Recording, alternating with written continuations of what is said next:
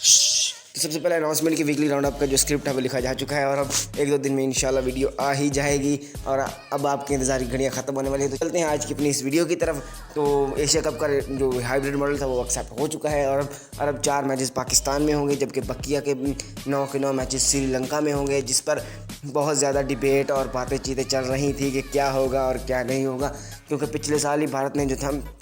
Asia cup के लिए पाकिस्तान आने से इनकार कर दिया था, जिस पर बहुत ज़्यादा सीवियर रिएक्शन देखने का मिला था पाकिस्तानी मीडिया और पाकिस्तानी क्रिकेटर्स और बहुत से एनालाइज़र और पीसीबी की तरफ से भी। लेकिन इसके बाद कुछ चीज़ें जो थीं वो बदली और हमने बैक फुट पर जाकर कोई इंतहाई पीछे जाकर हमने भी चलो कहा कि कुछ करते हैं और एक नन्ना मुन्ना सा हाइब्रिड मॉडल पेश किया और उन्हें कहा कि आप इसी के तहत ही खेल लें ताकि कुछ मैचेस तो हमारे साथ हमारे मुल्क में हो जाएं और बाकी जो था वो सारा का सारा हम न्यूट्रल वेन्यू पर खेलें। लेकिन अभी इन सब के बीच में ऑस्ट्रेलिया ने अपनी टांग घुसा दी और उन्हें कहा कि हमें न्यूट्रल वेन्यूज़ के राइट्स हमें चाहिए और हम जो है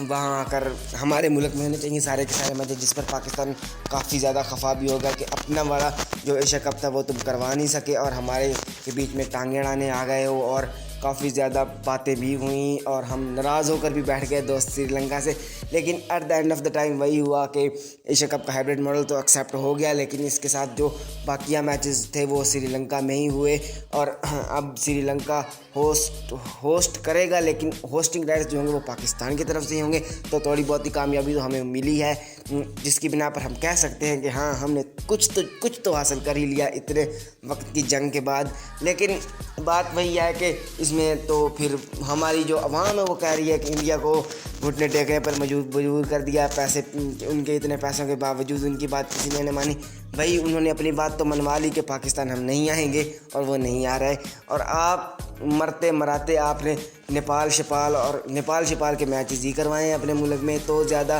भोंदू बनने और ज़्यादा छोड़ने की ज़रूरत है नहीं। और जहाँ तक बात है जीत हार की, तो जीता कोई भी नहीं और हार तो सभी गए हैं, क्योंकि जीत तो सिर्फ हुई है मीडिया राइट्स वालों की, स्टार स्पोर्ट्स वालों की, जिन्होंने ऐसे मणों के मण करोड़ों लाखों अरबों रुपए दिए हुए थे बीसीसीआई और एसीसी एशियन क्रिकेट काउंसिल को कि हमें डिजिटल स्ट्रीमिंग राइट्स चाहिए। तो उन्होंने बीच में पढ़ा के जो थी मामला रफा दफा करवाया और आईसीसी ऑफिशियल्स और उनका जो था वो भी किरदार थोड़ा था, लेकिन ज़्यादा जो इन्होंने पीछे से बाँह चाड़ी हुई थी वो ये स्पॉन्सर थे और दूसरी जो थी मीडिया राइट्स वाले थे, उन्होंने ही बाँह चाड़ी हुई थी कि पाकिस्तान इंडिया का अगर मैच ना हुआ तो हम तो नहीं देने वाले पैसा, जो मर्ज़ी कराना है करा लो। तो फिर वही हुआ कि जो था इंडिया को मजबूरन या जैसे भी कहें बीसीसीआई को कबूल करना पड़ा हाइब्रिड मॉडल, और जिसके साथ पाकिस्तान को भी थोड़ी सी खुशी मिली या चाहे ना मिली, खुशी थोड़ी सी तो मिली कि जो है 4 मैचेस तो कम से कम हमारे यहाँ हो ही रहे हैं, क्योंकि पहले हमने बायलैटरल टूर्नामेंट्स कराए हैं और अब मल्टीनेशनल टूर्नामेंट कम से कम 5 या 7 टीमें तो आएंगी सिर्फ इंडिया को छोड़ के, बाकी 5 की 5 टीमें पाकिस्तान में आएंगी और 4 मैचेस खेलेंगी। तो ये एक अच्छी बात है और एक खुश आइंद चीज़ है कि मल्टीनेशनल टूर्नामेंट्स भी हो रहे हैं, तो इसकी वजह से शायद चैम्पियंस ट्रॉफी 2025 के लिए भी राह हमवार हो जाए। जहाँ तक बात की जाए ग्रुप्स की, तो फिर से 2 ग्रुप्स बने हैं, जहाँ एक ग्रुप में पाकिस्तान इंडिया नेपाल, जबकि दूसरे में श्रीलंका अफगानिस्तान और बांग्लादेश हैं। तो वही हुआ है कि जो पिछली बार ग्रुप्स थे, तो इस बार जो नेपाल वाले भाई हैं उन्होंने भी काफ़ी अच्छी एंट्री मारी है और उन्होंने डायरेक्ट क्वालिफाई किया है और ये नेपाल क्रिकेट के लिए एक बहुत बड़ी बात है और बहुत बड़ा मूवमेंट है उनकी हिस्ट्री में। तो उन्हें ये याद रखना चाहिए और हम बेस्ट ऑफ लक कहेंगे उन सबको कि आपकी क्रिकेट फूले फले और हमें भी आपकी क्रिकेट पर बात करने की जो है इजाज़त मिले और थोड़ा सा हमें भी मौका फराहम किया जाए कि हम आपकी क्रिकेट पर बात करें और आपके डिफरेंट प्लेयर्स को एनालाइज करके और डिफरेंट तरह जो है ओपिनियंस, और हम यही दुआ करेंगे कि आपके बड़े बड़े प्लेयर्स निकल कर आएँ और कुछ नहीं। तो जो है दूसरी तरफ बात करते हैं हम एशिया कप की। तो एशिया कप वही फिर हमारे पाकिस्तानियों ने बिला वजह का रोला डालना शुरू कर दिया है कि हम जीत गए और तो और रंजन सेठी भाई साहब ने 1.5-2 मिनट का बयान भी जारी कर दिया कि पूरे पाकिस्तानियों को मुबारक हो। और भाई काहे कि मुबारक, इंसान बनो, कोई बंदों वाले काम करो। हमारे सियासतदानों ने इसी तरह अवाम को भोंदू पागल और चुट्टू बना के ना